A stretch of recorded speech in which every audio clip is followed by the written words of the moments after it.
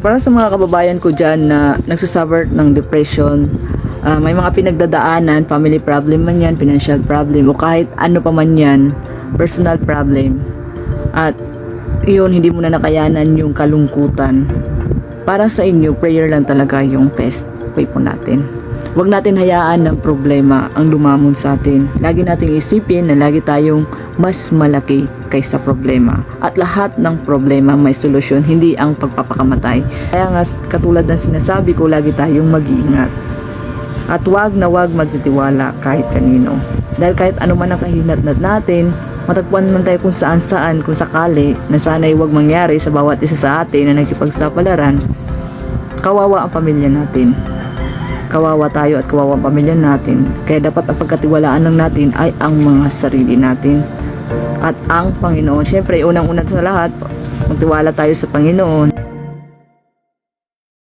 Hello mga ka-Chicks Maxter, kumusta tayong lahat? So, kumusta na lahat ng mga ka-OFW ko dyan, sang panig man ng mundo, kung bahagi ka man ng Middle East, ng Europe, o kahit saang planeta ka pa nagtatrabaho. Kumusta kayong lahat dyan mga ka-OFW? So, since matagal-tagal din ako nagkaroon ng OFW vlog or tungkol sa mga OFW, may kinalaman sa OFW world, nagulat na lang ako nung nagbalik na ako sa pagiging OFW vlogger is iba't ibang news na ang bumulagtas sa akin. Actually, this past few days talaga is naging busy ako. Bihira na lang kasi ako nag-upload ngayon dahil mas prioritize ko yung mga gala-gala. Joke.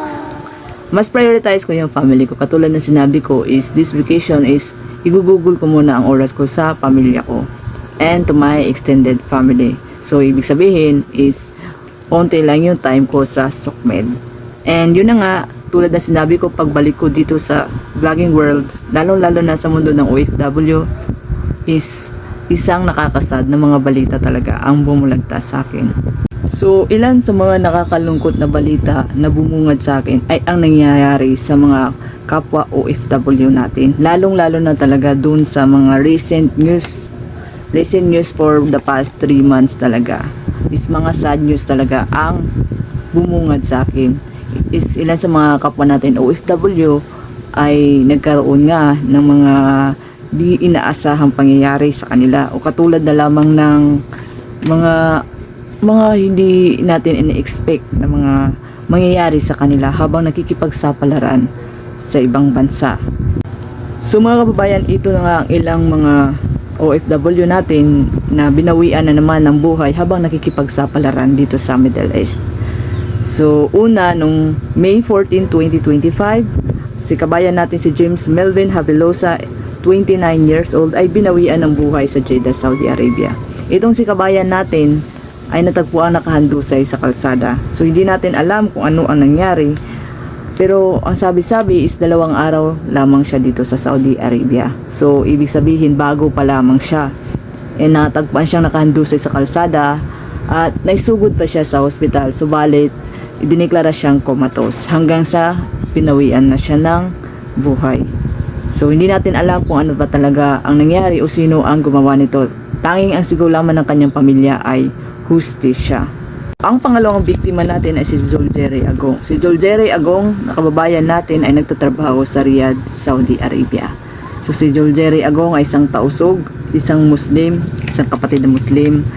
And, nung June 11 is missing siya. Dineklara ng missing.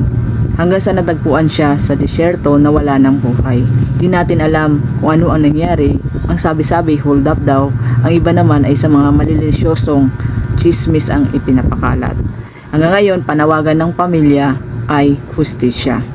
At itong pangatlo nating kababayan, si kabayan ay hindi na kinaya ang problema. Hindi natin alam kung ano ang problema ni kabayan, kung ano man ang dinaramdam niya.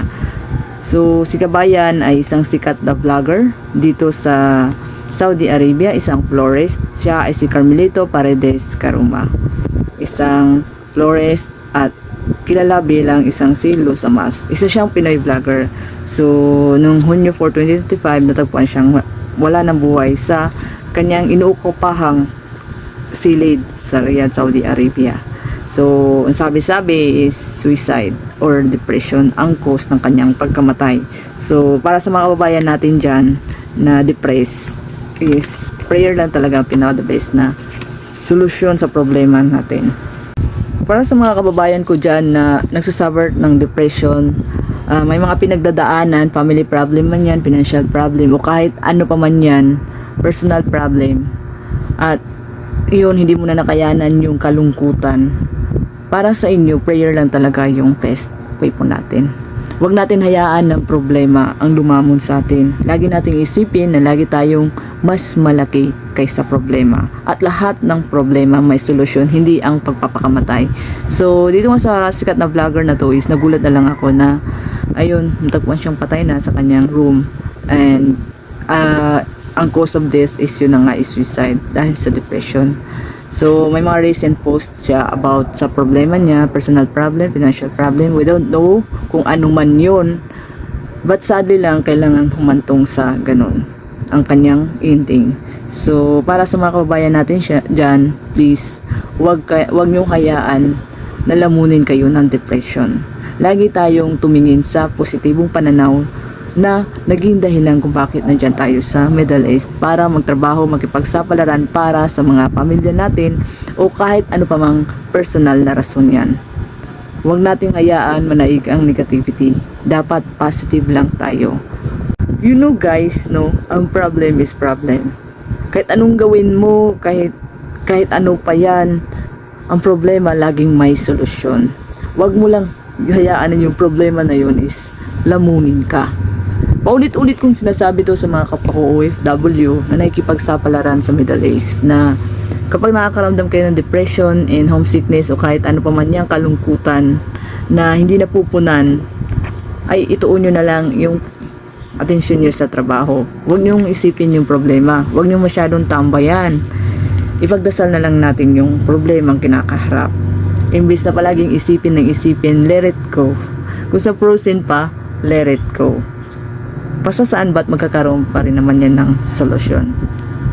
So, sa mga kababayan ko na nagkaroon ng di magandang karanasan dyan, sa mga kababayan ko na nasawi, sa mga kababayan ko na nakikipagsapalaran, mag-iingat po tayong lahat.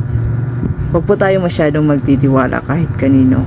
Para sa mga kalalakihan dyan na mga skilled worker, katulad nung si kabayan natin na natagpuan nakahandusay, huwag po tayong magtitiwala kahit kanino. Katulad nga ng sabi ng iba, pagkatiwalaan mo yung sarili mo. Ulit-ulit ko rin sasabihin to, sa sarili lang natin tayo magtitiwala, hindi sa kaibigan, hindi sa kakilala, katrabaho, kanino pa yan. Dahil minsan, kung sino pa yung malapit sa'yo, sino pa yung akala mo, kaibigan mo talaga, siya pa yung talaga yung susundot sa'yo sa tagiliran. So, condolence sa mga kababayan natin na nasawi, sa kababayan natin na may pinagdaanan at hindi nakayanan. Nakikiramay ako sa mga pamilya ninyo at naway sana doon sa nakita sa desyerto at nakahandusay na dalawa nating kababayan, naway makamit nyo ang hustisya. Kasi actually, real talk lang tayo dito, ang hustisya sa atin mga OFW, sa mga expats, minsan talaga napakailap. Mahirap makuha ang hustisya. Kaya nga sabi ng iba na kung ang hustisya talaga mahirap talaga sa mga expats. Pero kung sa mga local yan, example Saudi, at isang Saudi national ang naapi, justice is served. Pero pag sa atin talaga, kaya nga katulad ng sinasabi ko, lagi tayong mag-iingat. At wag na wag magtitiwala kahit kanino. Dahil kahit ano man ang kahinatnat natin, matagpuan man tayo kung saan-saan, kung sakali, na sana'y wag mangyari sa bawat isa sa atin na nagkipagsapalaran, kawawa ang pamilya natin. Kawawa tayo at kawawa ang pamilya natin. Kaya dapat ang pagkatiwalaan lang natin ay ang mga sarili natin at ang Panginoon. Siyempre, unang-una sa lahat, magtiwala tayo sa Panginoon and of course, sa sarili natin. At higit sa lahat, lagi tayong positive. Huwag nating hayaan yung negativity ang lumamon sa atin. Positive lang dapat tayo. Kung may pinagdadaanan ka man, kung nauhumsi ka man, kausapin mo ang Panginoon. And of course, lagi mong titingnan yung mga positibong aspeto kung bakit naandyan ka sa Middle East at huwag mong hayaan lamunin ka ng problema. So yun lang, hanggang sa muli.